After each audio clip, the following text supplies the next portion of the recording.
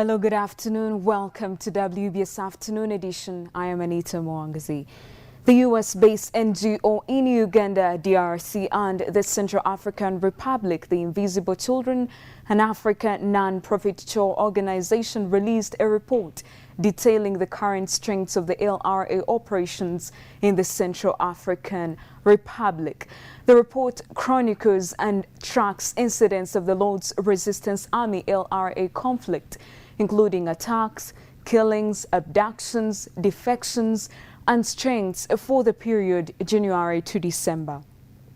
The report was jointly done by Anchor, which is a Ugandan-based non-governmental organization responsible for coordinating Invisible Children activities in Africa. This timely report follows the surrendering of one of the 5 inductees, LRA Commander Dominic Ongwen, to the Seleka rebels and subsequently handed over to the ICC for trial. Also, alleged reports of the death of another LRA commander, Odiambo, is indicated. In other news, in the run-up to our presidential polls, the debate in Uganda is whether the opposition should front one candidate against incumbent Museveni. In our interactive news segment, Timothy Sibasi speaks to Dr. Peter Guchina Musoke to discuss whether the opposition in Uganda is a formidable enough force for Ugandans to count on as a government in waiting. When you look at the Ugandan opposition, from an analytical point of view, does Uganda have a formidable opposition? The opposition is focused on removing President Museveni from office. So the task is President Museveni. For the benefit of our viewers, I would like to quote His Excellency the President in a statement he recently made when he was addressing the people of Kanungu on Saturday, January 17, 2015. The President said, and I quote him, "You need to bear with us. The NRM government inherited a failed state in 1986. NRM started from zero, and we handle one challenge and another comes up. And when you inherit when you have a failed state, you simply have to bear with whoever is active. So the same way we have to bear with the opposition. Why are they doing so badly? The example I gave about education shows that the government is also doing very badly, because we don't want a society where one part of it is educated and the other part is uneducated. So are you trying to say that the opposition is part of the failed state? It's part of, everybody is part of the failed state. Now, not only the opposition, yesterday or the day before, we saw hospitals in Uganda which have had more than 3 years without running water. And you see the dirt everywhere. And the reporters say even people fear to go there, because going there would mean you would catch other diseases. In developed worlds, the opposition is an alternative government. It's a government in waiting. The opposition must have an agenda, a manifesto. In the case they go to power, what are they going to sell? What are they going to do? When you see this opposition in Uganda, do they have issues to talk about? If you talk about change for the sake of change, you're wasting your time. We may get into a situation which is worse. Are you suggesting that Ugandans are much more better to remain in such a kind of situation than yearning for change which they are uncertain about? Recently, the president said, well, he said is Uganda remaining a failed state? The president said recently, I am a Sabarwanyi. I did not spend 5 years in the bush for nothing. The NRM government is built on the foundation of the army. Uganda is lucky to have me. I shall not allow Abayaga to tear it apart. And most recently, he talked about Emisege. Now, these are serious statements, and you cannot write them off, because President Museveni is in position to know the mess we're in Uganda. For instance, you talk about the opposition. You talk about Mugisha Muntu. You talk about Dr. Besigye. Let me ask you this. Do you know them better than Yoweri Kaguta Museveni? He knows them best. He knows how they handled themselves when they were going through the processes of the privatization of our industries in Uganda.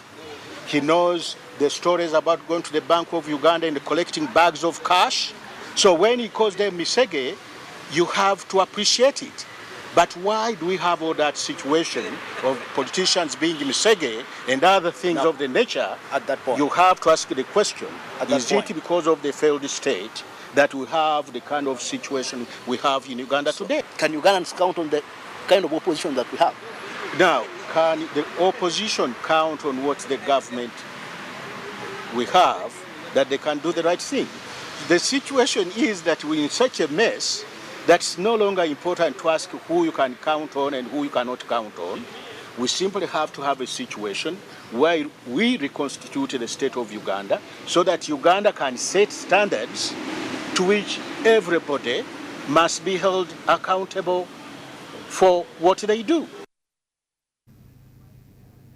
Across the border now, UN Special Envoy to Syria is traveling to Damascus to try and reduce the fighting which has intensified in Aleppo, where rebels claim to have killed 300 government soldiers in the past week. Staffan de Mistura, on his fourth trip to the country since July, is expected to arrive in the capital today and has had some assurance from the government that it will stop all aerial bombardments on Aleppo for 6 weeks. This will be the fourth time Special Envoy de Mistura has visited Damascus since July, when he took over the job of finding peace in Syria, probably the hardest task in global diplomacy. He's already received an initial commitment from President Assad for a 6-week freeze in Aleppo, a suspension of aerial and artillery attacks in Syria's largest city. But he hasn't got agreement from opposition groups, and in a recent Al Jazeera interview, he said he knew many believed the odds were against the success of his initiative.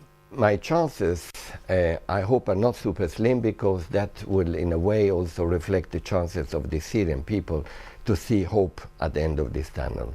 But one thing I can tell them, that the UN will never give up on the Syrians. Al Jazeera's learned details of the Mistura plan.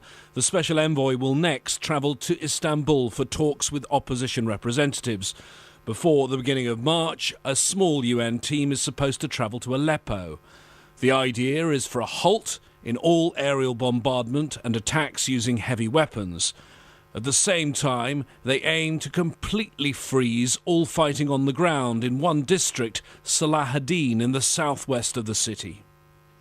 People in Aleppo have been suffering so much, the hope is that humanitarian aid can be distributed and then the freeze can be extended. Special Envoy de Mistura has been working closely with the UN's humanitarian chief. If he's able to do what he'd like to do, which is to de-escalate the violence, that's good for us, because it means that there are more places that we can get to. He's trying to, once that violence is de-escalated, to focus on trying to bring some normalcy to Aleppo, trying to get people to restart their livelihoods. WBS Afternoon Edition continues. Stay with us.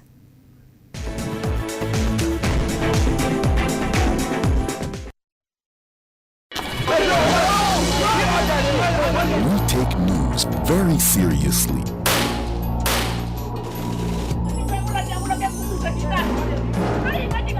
With hundreds of camera crews and journalists across the region. A group of drivers are still flocking this place here. On the streets. Tried to snatch his number plate that had been removed. Beyond the horizon. National water and sewage pipes and the entire system collapsing. News is action at WBS TV. This eviction has been very peaceful. More resources to cover breaking news first. Since this is where the crime was committed. If it is happening now, then it is on WBS TV News.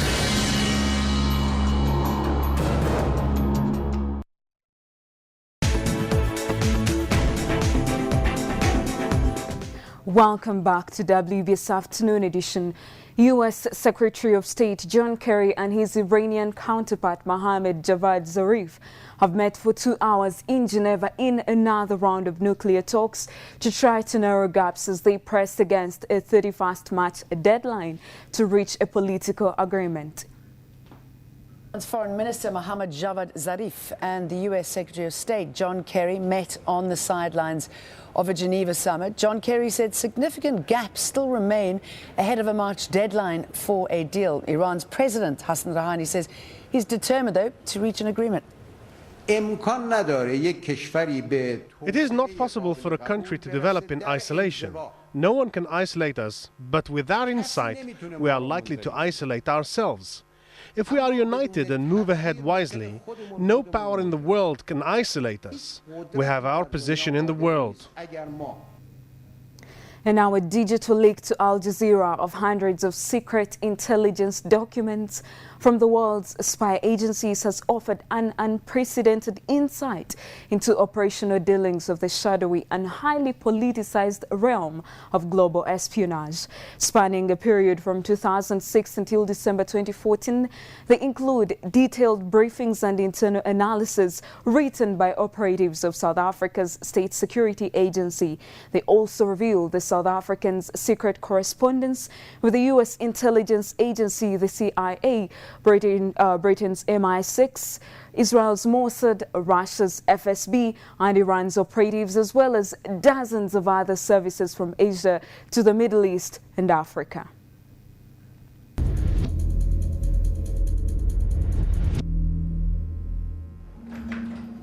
The spy cables. Hundreds of intelligence documents leaked to Al Jazeera's investigative unit. Ranging from confidential to top secret, they come from the world's major agencies. Of power and cover-ups carried out by the world's intelligence agencies. They expose unethical actions, secret front companies, and embarrassing security failures. Overall, the spy cables offer an unprecedented insight into the highly politicized and secret world of intelligence. Thank you so much for your great company. I am Anita Mwangazi. Good afternoon.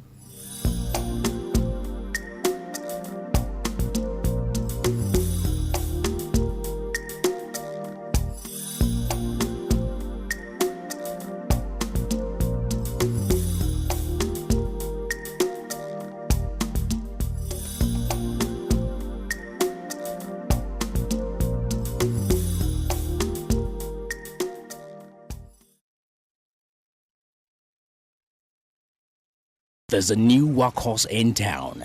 The new Dutchfar Agrolax tractor from Dutchfar, Germany is now available at Spear Motors Limited. This tractor, with user-friendliness as standard, comes in 2x4 and 4x4 wheel drive with a 3-cylinder diesel engine characterized by outstanding performance and low fuel consumption. It's the ultimate workhorse that offers value for money. So pay us a visit today. Spear Motors Limited. Plot M428 Nakawa Ginger Road.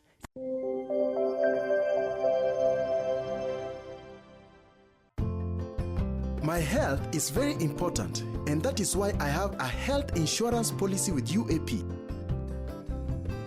My health is my life. It's my